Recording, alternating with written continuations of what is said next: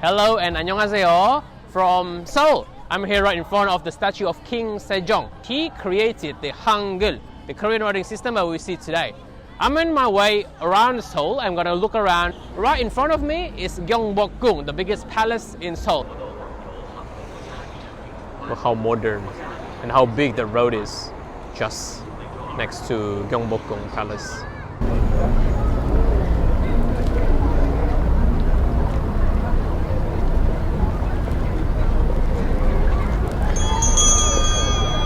One of the biggest palaces here in Seoul is called the Gyeongbokgung Palace, and here I am right in front of the gate of the palace itself. The Korean dynasty, the Joseon dynasty, was a very big dynasty during its time, and it can be shown from all the palaces that spread around Seoul. As you can see here, the architecture is very different than the Japanese and the Chinese kingdoms. Let's go inside and see what it's like there. Now, Gyeongbokgung was surrounded by mountains, the Bukaksan mountain and the Namsan mountain, and you can see one of them here just surrounding the mountain, and that's another one right in the north side of the gate. Now, Gyeongbokgung Palace was created, it was completed in 1395. 1395, that's really old, it's about 800 years. It's quite really amazing to see the remaining structures of what it was like with the dynasty back in the 1300s.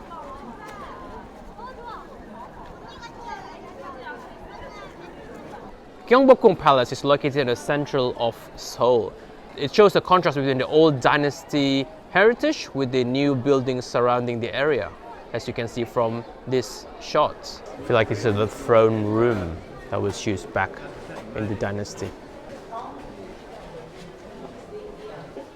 This is what it's like to live inside the royal palace.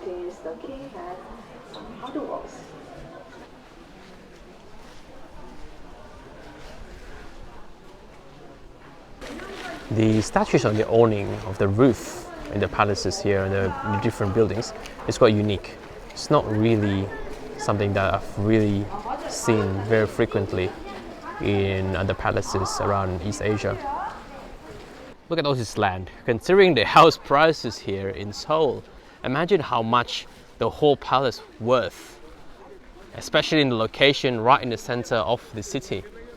Right, the north side of the palace, there's a really nice lake with a small pagoda in the center with a dramatic view of Bukhansan, the north side.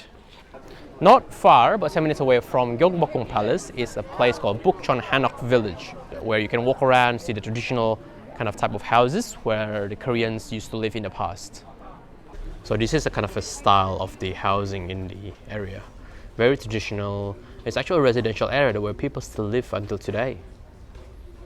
How beautiful is this Bukchon Hanok village with Seoul Tower in the distance in Namsan. The dramatic view of Ansan Mountain in the background. In the surrounding area, you can see Gyeongbokgung right there.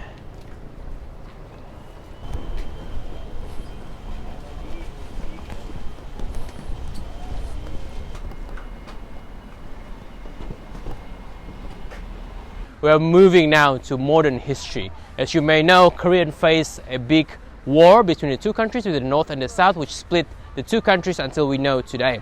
I'm here standing in the War Memorial of Korea. It's also a museum that remembers the pain and the suffering of people during the war.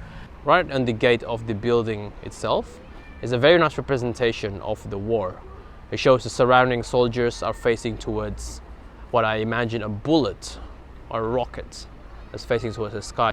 And from here I can see the Namsan Tower or the Seoul Tower right in the distance.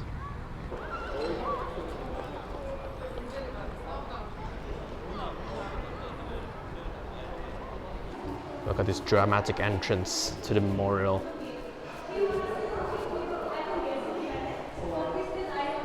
Right on the entrance.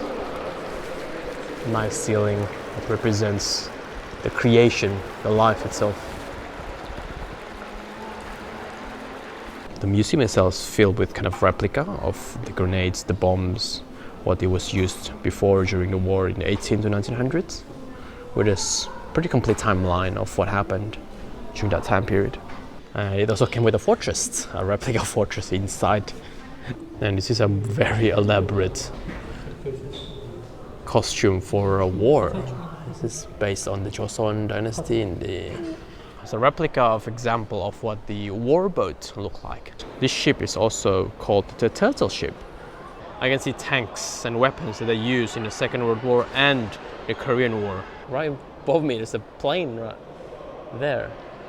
25th of June 1950 marks a probably the biggest change in the Korean history, where the North Koreans invaded the South. And this picture here shows the cooperation between the three great leaders, Joseph Stalin, Kim Il-sung, and Mao Zedong of China. You know, the Korean War itself never finished. They're still technically in a war. The Armistice Agreement in 1953 only stopped the war, the conflict between the two. Quite liking this quote: "A war that never ended, a war that should never be forgotten." Outside the memorial building is actually more of this weaponry that we used during the war. As you can see, the size of it is actually huge. It's massive. Look at these bullet holes on the ship. Feels like this is real. It's a rocket launcher and all the artilleries. Moving away from all the dynasty and temple and history and about the war of Korea, there is also the architecture and design of its city. One of the most highlighted place in Seoul is called the COEX Mall, and one of the main places to see is called the COEX Starfield Library, which I am here right now. Check it out, see right in the book behind me, and you'll find it for yourself.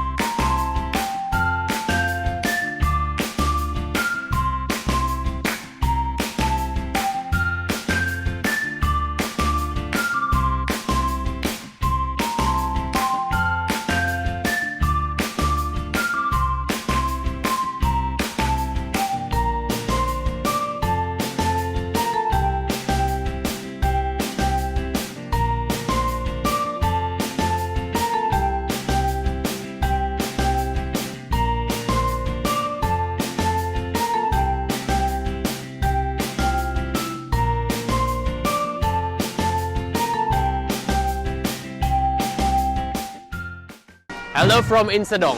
Insadong is one of the more popular streets here in Seoul. So this formal name here is Insadong Cultural Street. As you can see, the riot right behind me, all the dances and traditional performances that they have, it's very fascinating to be in this street.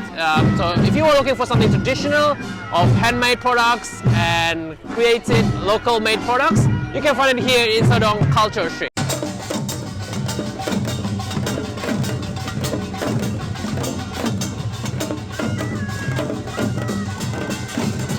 Beautiful chestnut, one of my favorite snack food.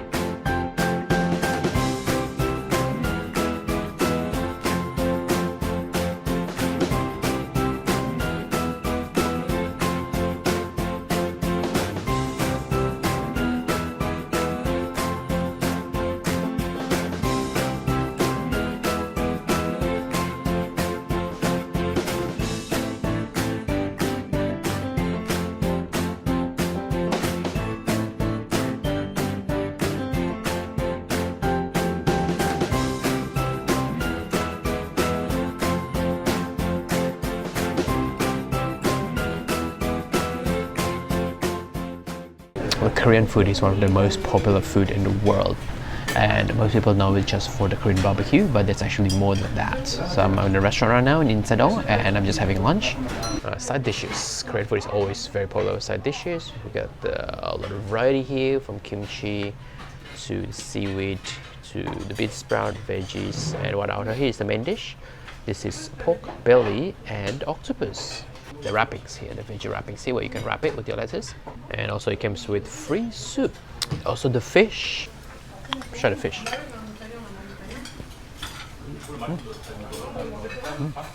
That's nice.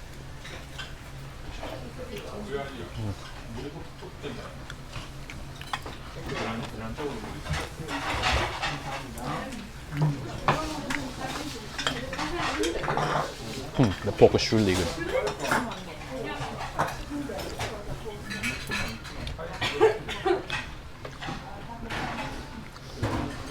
You know one thing that you can't really avoid when you're traveling? Stairs. That's where I'm going. I'm going up towards Namsan mountain. And going up here, it's about 20 minutes walk. Just stairs. I've got my coffee with me to give me some boost of energy as I'm climbing up the hill. But it's a very beautiful area. So the area is very kind of like a nature reserve, surrounded by forests, trees. Up the stairs, all the way up towards Seoul Tower, which you can see right there in the distance. The view from the top of Namsan mountain is absolutely stunning. I can see the whole city of Seoul from the top here. It goes all the way to the distance. There's a reason why Namsan mountain is one of the most popular sightseeing spots here in the city. Getting up here is very difficult because of the stairs, but being up here with that view is absolutely worth it. I'm right here behind the Seoul Tower, or what they call Namsan Towers, because right on the top of the Namsan mountain.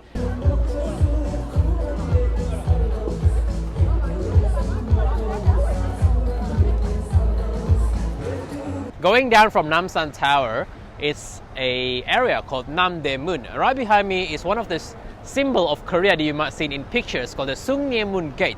So Seoul is popular from all these kind of little gates like Dongdaemun, Namdaemun, Sungniemun. It's scattered around the city depending on when you are. Because Seoul used to have a city wall around it, and then the remaining of the gates can be seen here. This is one of the examples of the gates that is left in the city. The contrast between the traditional gates and the surrounding skyscrapers shows the progress of South Korea has made over the years.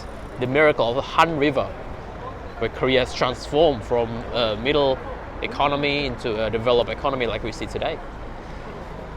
Seoul is very popular with its palaces, the biggest being Gyeongbokgung, which I've already went, and there's Cheongdeokgung and another palace. And this is one of the small hidden gems. Doksugung Palace is right in the center of Gwanghwamun. It has a quite different vibe than Gyeongbokgung because of its architecture. As you can see right behind me, it's rather quite old. To me, it's more closer towards Japanese architecture than Korean. Now, what is interesting about Doksugung Palace is its mixture between old ancient architecture with the new modern architecture. There's a museum here next door, look at that one, and that has a very European architecture. The contrast between modern and historical is very stark in Doksugung Palace.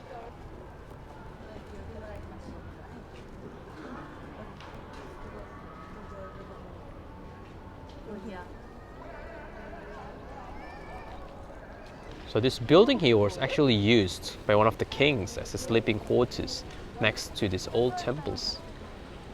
How very European with these columns.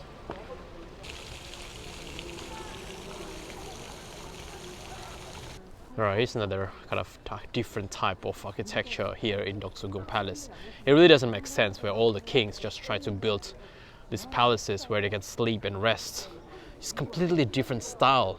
This time it looks like a kind of like a Chinese style. The details in the fence, it's quite unique. And the deer and the tree. Right in the center of the city center in Gwanghwamun, very close to Gyeongbokgung. It's a very small area called the Cheonggae Stream. It's a small plaza with a little bit of a stream, a little bit of a creek around a river, passing through the city. It's really quite beautiful. It's people just kind of reading outside as the sun is setting. Now this other library is quite interesting because they actually provide you the books. They even have English books. There's a novel here. The rest is Korean, of course. But the fact that it's all for free, you can read here and just spend a couple of hours here and read. It's just really quite interesting. Very nice concept to kind of get people out away from their screens just for a while. For a completely different experience is a street called Myeongdong. It's one of the main streets here in Seoul. As you can see right behind me, there's so many people here. They're out and about having food, they're selling shops, a lot of places to visit. If you want to go for shopping, this is one of the main streets here in Seoul to go around. And it's such a really nice vibe. A lot of tourists are here. It's one of the first places recommended by a lot of people. Time is just after sunset. Walking through the streets here. There's a lot of shops around. Beauty, gifts, souvenirs, restaurants, all in one. Beauty is such a big trend here in Korea. There's so many places here selling sheet masks and offering all the beauty products like serums and moisturizers.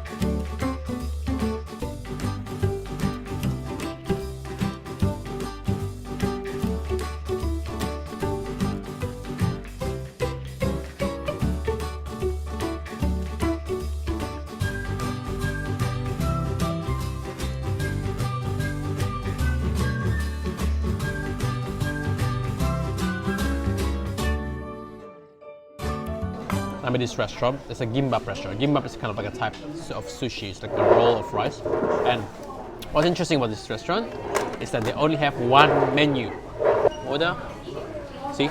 This is all they have. The chongmo gimbap. Now the gimbap itself is very simple. It's with just rice, and it has the radish, and this is some squid. So it's quite spicy, but this is what you get. The chongmo gimbap. I really like a restaurant that has one thing on their menu. It just removes your decision making. So sometimes choices make you take time to decide. And in this restaurant, you don't have a choice. You just have one thing. If you walk in here, you know what you're gonna get. You know what you're gonna order. That's it. I love it. Well, I hope you enjoyed my trip of Seoul with me today. I hope you had as fun as I did, because Seoul is such a magical, fantastic city, such a modern city. Didn't expect Korea to be very modern. And until next time, I'll see you later. Bye.